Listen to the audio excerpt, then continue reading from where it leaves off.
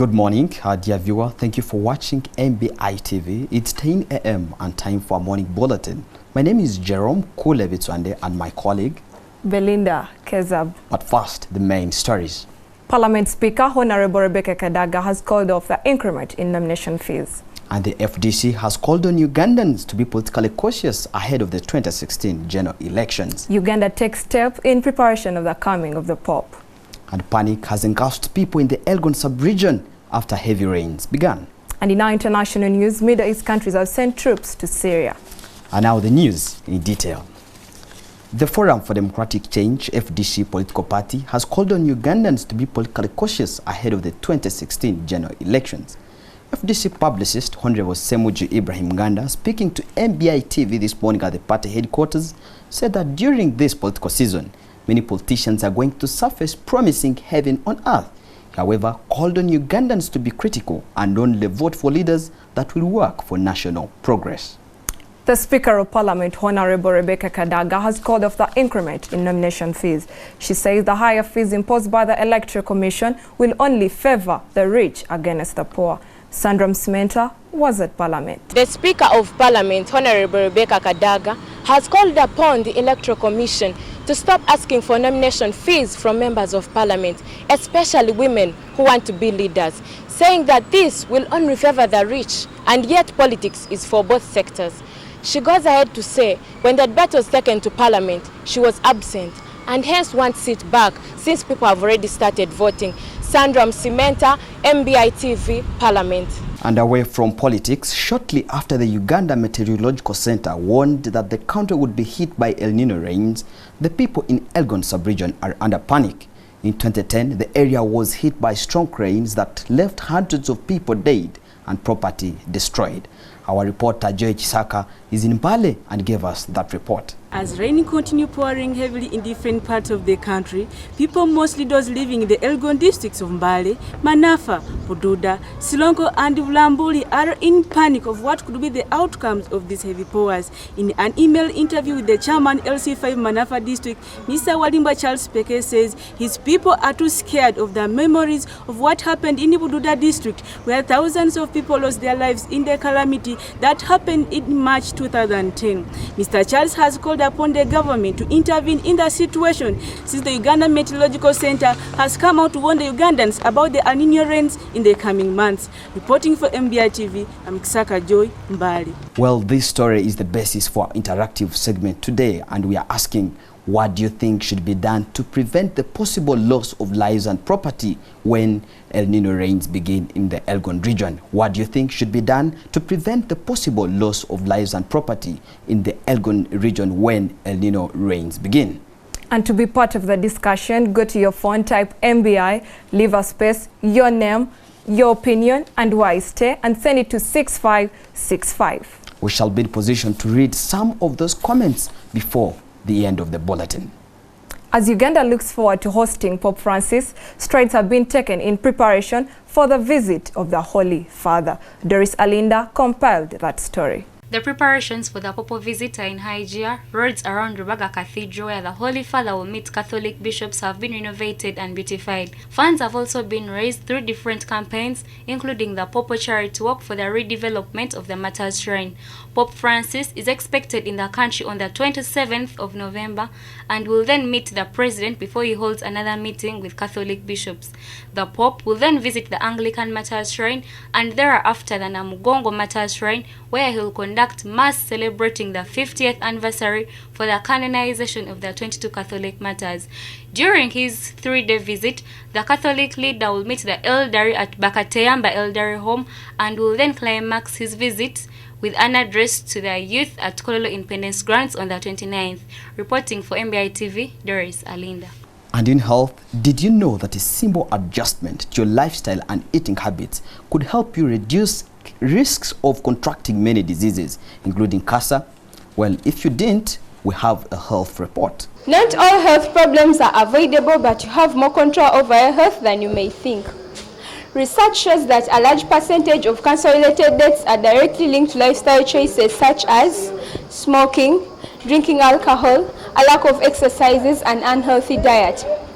Avoiding cigarettes, limiting alcohol and regular exercises are a great start to preventing cancer.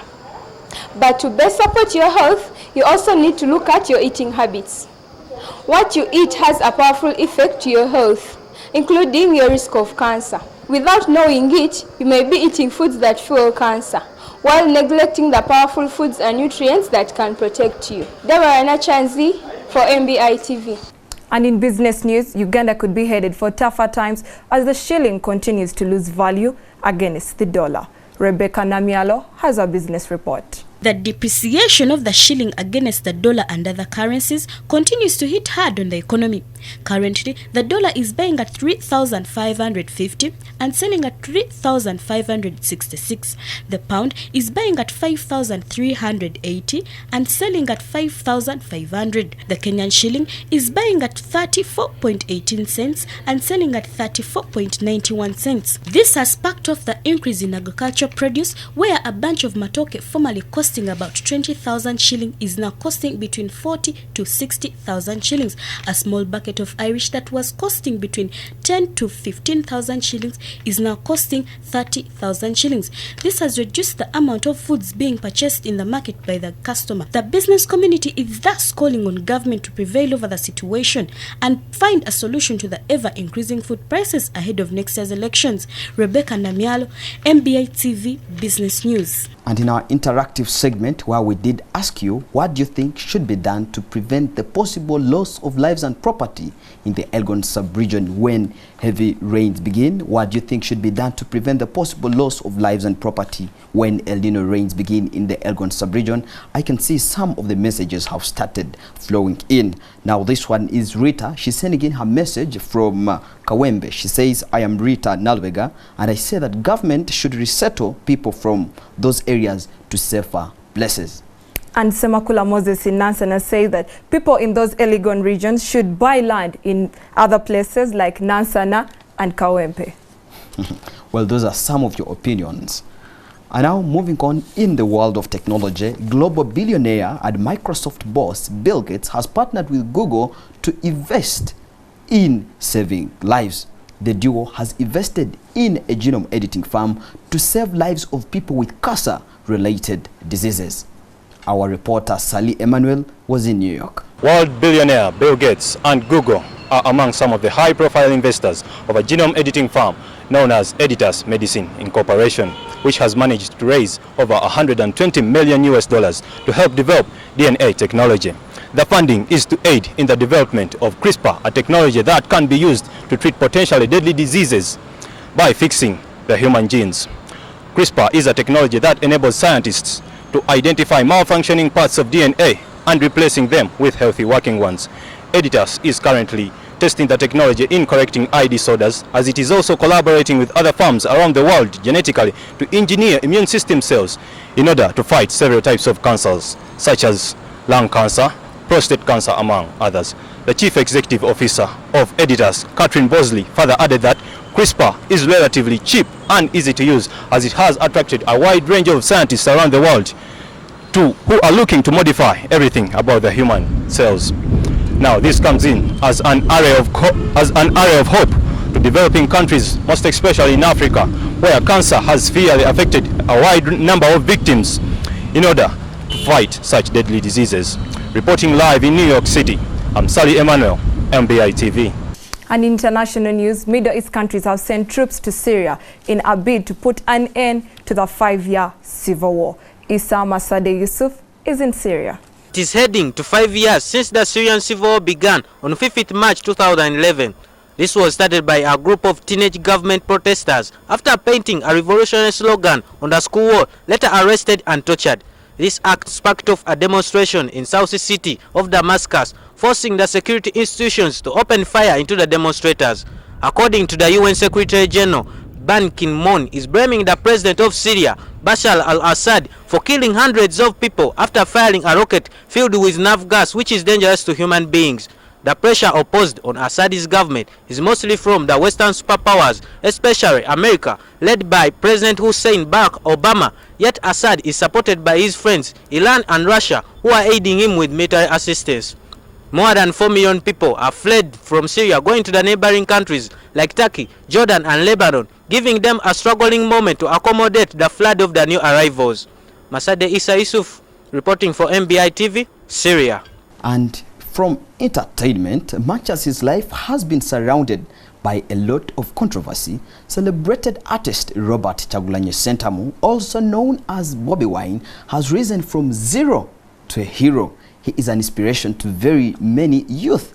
Our reporter Angela Namasaka brings us his story. Bobi Wine, popularly known as His Excellency, the Ghetto President, is 33 years old and was born in Impigi district, southwest of Kampala district, with 9 other siblings into the harsh life of ghetto. He was baptized Robert Kyagulanyi in the Roman Catholic Church.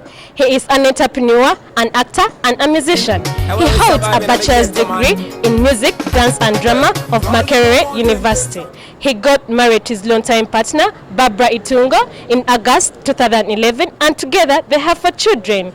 He started his music in early 2000s, and his first singles were Akagoma, Funtula, and Sunda, which brought wine into the limelight. His lyrics often advocate for ghetto residents in Uganda, and he has promoted several practical projects to improve conditions for the poor. In 2012, he campaigned for more regular cleaning in hospitals, sanitation, garbage management, and hand washing to prevent diseases. In November 2013, he held what reporters termed to be as Uganda's first large-scale free entry album, where donations were collected by Red Cross for victims of landslides in Bududa in eastern Uganda. In 2014, he campaigned for malaria prevention. With reference to the disease in his songs, malaria is more dangerous than Al-Shabaab became a popular refrain in his 2010 songs. Still in 2014, he expressed a popular sentiment where homosexuality is an African and a degenerate byproduct of westernization. He has had several albums such as Ontabira, Kansubize, Bobi Wange, Hosanna, and has won several awards such as the prestigious Hip Hop Music Awards, Pearl of Africa Music Awards, Tanzania Music Awards. Bobi Wine is termed by some of the Ugandans as the most intelligent artist in Uganda. Angela Namasaka, MBI TV, Kamocha. Oh, by the way, Jerome, what is your best song from the ghetto gladiator, Bobi Wine? As a matter of fact, Belinda, Bobi Wine has a couple of songs that I personally like because most of his songs do have message in them. There is content. For example, if you can remember the Caroline song that was urging girls not to get wasted, also has another song called Viekwaso, why he calls on people not to become arrogant when they have the money. And of course, now this bigger political season, he also has another song for the season, which is Obululu Tebutwaura. Okay, leaving that aside, in our sports story, after the sacking of Sports Club Villa's coach Antonio Freles, fans have been urged to remain calm. Meanwhile, Formula One world champion continues to struggle for his life. Sports Club Villa fans coordinator Ignatius Mugwanya has urged fans to calm down amid the ongoing crisis at the club. This comes after a run of poor form that even led to the sacking of their coach Antonio Freles by the club officials. Freles, who joined AC Villa last July on a 2-year contract, left the club by mutual consent, as confirmed by AC Villa Chief Executive Officer Ivan Kakembo. More in sports, motorsport, Federation of International Automobile President Jean Todt has confirmed that former Formula One world champion Mark Schumacher is still fighting for his life. Schumacher suffered a serious head injury while skiing in the French Alps in December 2013. Mike Schumacher, who spent 6 months in induced coma last year, is currently continuing his rehabilitation at home in Switzerland and has never made a public appearance since the accident. More in football, the Russian Football Union has announced that Leonid Slowinski will continue coaching the national team until Euro 2016. This comes after a reached agreement between the LFU and CSK Moscow that Slutsky will continue coaching both the national team and his club side, CSK Moscow. Slutsky took over as Russia's head coach on 7th August, replacing Fabio Capello. For MBI TV Sports, I'm Moses Lirika. And that sports roundup brings us to the end of today's bulletin. But first, the main stories once again. Parliament Speaker Honorable Rebecca Kadaga has called off the increment in nomination fees. And the FDC has called on Ugandans to be politically cautious ahead of the 2016 general elections. Uganda takes steps in the preparation of the coming of the Pope. Panic has engulfed people in the Elgon sub-region after heavy rains began. And that brings us to the end of today's bulletin.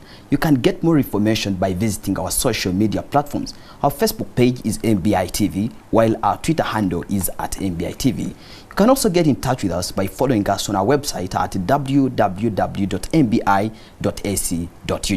My name is Jerome Kulevitswande. Belinda Kezab. Good morning.